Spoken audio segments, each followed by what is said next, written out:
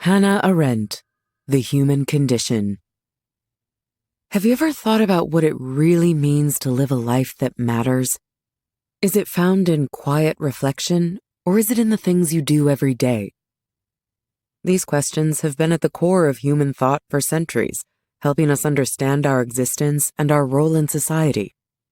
But what if we dug a little deeper, seeing how different parts of our lives, specifically work, labor, and action, come together to shape our human experience? How might this shift our view of life and the choices we make each day? In this blink, you'll explore how the contemplative life and the active life are connected through the ideas of philosopher Hannah Arendt. You'll see how our modern world shapes the spaces where true human engagement and freedom can grow, and get the tools to approach your own life with more purpose and awareness, recognizing how your actions contribute to both your personal journey and the broader human story. Rethinking life through action and contemplation.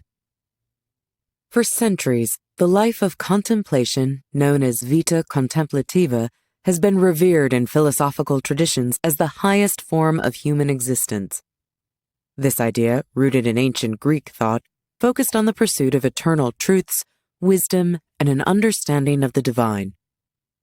Philosophers like Plato and Aristotle saw this life of the mind as the most noble and pure way to connect deeply with the universe, offering a retreat from the chaotic concerns of the world. But Hannah Arendt offers a fresh perspective by focusing on the vita activa, or the active life.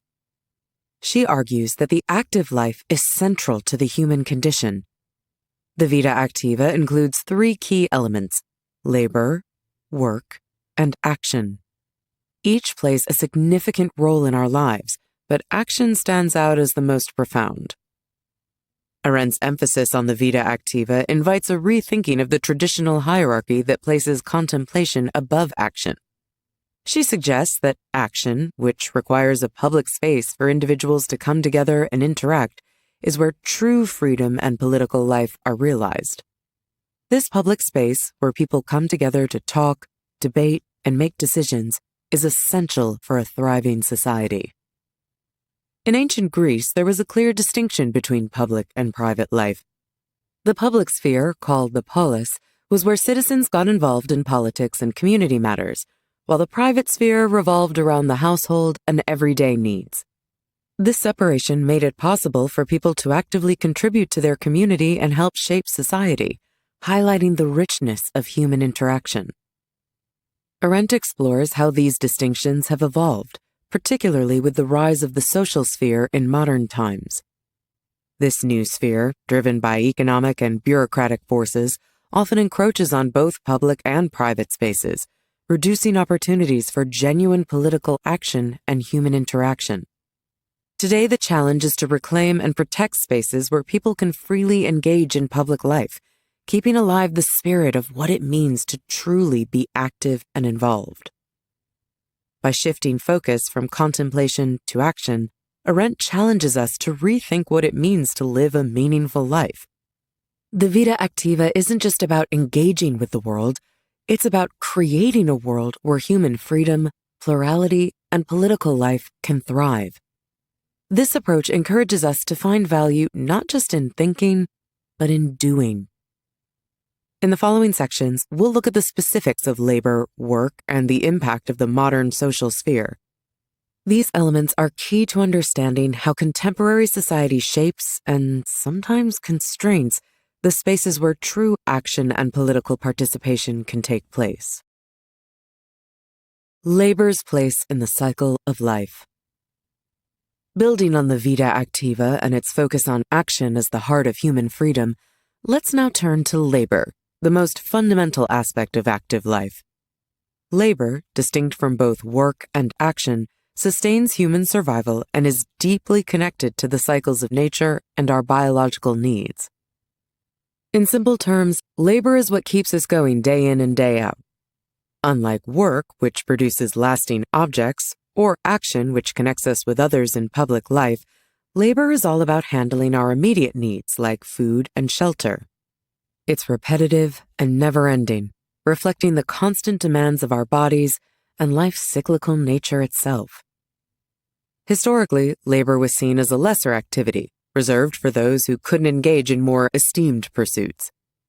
In ancient times, it was mostly confined to the private sphere and considered a necessity rather than something noble. This separation allowed citizens to concentrate on public life and higher ideals, without the constant grind of meeting everyday needs. But things have changed in the modern era. With industrialization and the shift to a labor-focused society, labor has become a core part of our identity and daily function. Today's world is marked by its focus on endless productivity. The fruits of labor are quickly consumed and the cycle begins anew. To describe this condition, Arendt introduces the idea of the animal laborans, a figure defined by the constant need for labor, always caught up in the cycle of production and consumption. This concept shows how our focus on productivity and economic survival has started to overshadow other important aspects of life and encroach on the spaces for work and action. The animal laborans is closely tied to the earth, driven by the need to keep life going.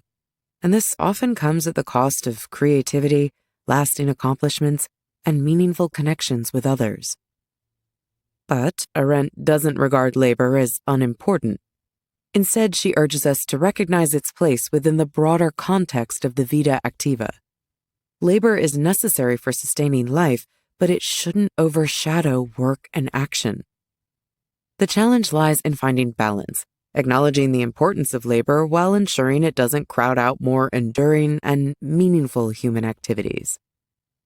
In this way, labor serves as both a reminder of our human condition, bound by necessity and the cycles of life, and a challenge to rise above mere survival, to carve out spaces where creativity, public engagement, and freedom can flourish. Speech and action reveal our true selves. Speech and action are how we communicate and get things done, but they're also key to expressing who we are. When we speak or act in public, we're not just sharing information or reaching goals, we're showing our unique selves and adding to the network of human connections that shape our lives. This process of revealing our identities is what sets us apart from other living beings. While animals may be defined by their physical traits or instincts, humans express their individuality through words and actions.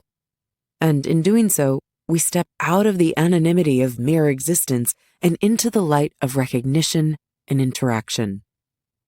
Our presence in the world becomes real and significant through these expressions. Public spaces are like stages where our personal stories play out. Here we're both actors and audience members, witnessing and participating in each other's lives. This interaction is crucial. Without it, the depth of human connection would diminish. The unpredictability of our actions adds to the mix, as every choice and statement can send ripples through our relationships, often in surprising ways. The idea of beginning something new is at the heart of this process.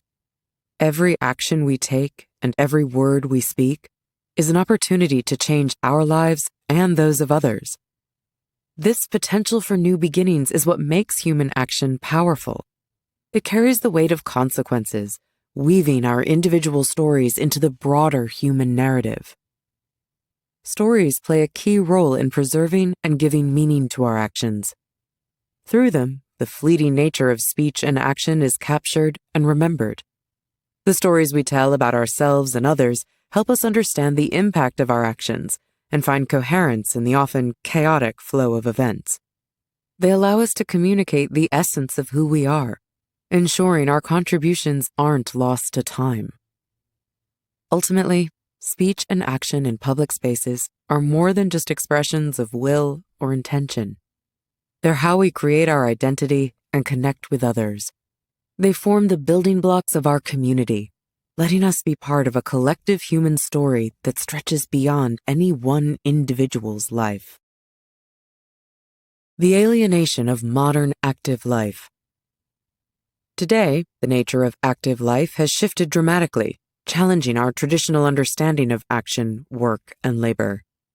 Advances in technology and science have completely transformed the conditions for these activities, and as a result, changed the way we connect with our environment and one another. One major shift we're seeing is a sense of world alienation.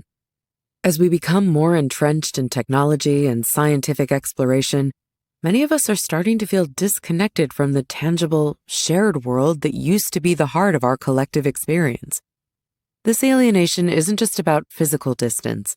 It's a deeper sense of being estranged from a world that now feels distant and abstract. The places where human action once flourished, full of meaning and shared values, are now ruled by impersonal forces that make it impossible to have real interactions and get involved in meaningful politics. This sense of estrangement extends into what can be called Earth alienation. As our focus shifts toward the cosmos, driven by scientific exploration and technological advancements, we've distanced ourselves from our planet itself. Take Galileo's telescope, for instance. It wasn't just a scientific breakthrough. It altered our view of our place in the universe. Seeing the Earth from a cosmic distance redefined our reality, making it more abstract and less tied to the lived experiences that once grounded our sense of purpose and meaning. In short, what was once our immediate environment, intimately known and deeply felt, has become just another object of study, a mere dot in the vast universe. While this cosmic perspective has broadened our knowledge, it has also led to a sense of detachment, where the Earth is no longer the center of our existence, but one of many places where human activity unfolds. These changes have blurred the once clear lines between public and private life. The rise of the social sphere, driven by economic, bureaucratic, and technological forces, has complicated these boundaries, shrinking the spaces where individual action and public engagement can thrive. In this new reality, traditional political and community life is increasingly overshadowed by collective processes that prioritize efficiency and control over genuine human interaction. Now we're faced with the question of what it means to be human in a world where the conditions for action, work, and labor are ever evolving and increasingly dictated by forces beyond our control. The challenge and answer lies in finding ways to reclaim spaces for genuine human engagement, places where freedom, plurality, and political life can thrive.